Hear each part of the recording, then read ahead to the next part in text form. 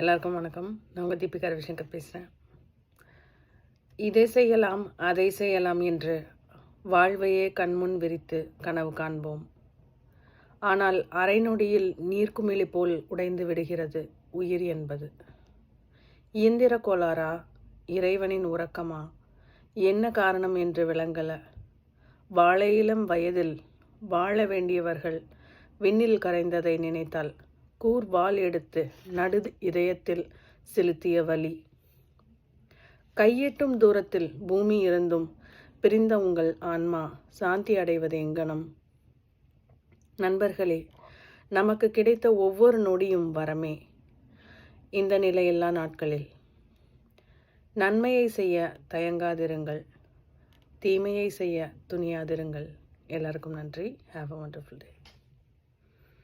Wonderful டேவாக இருக்குமான்னு தெரியல, எனக்கு சேட் டேவாக தான் இருந்தது.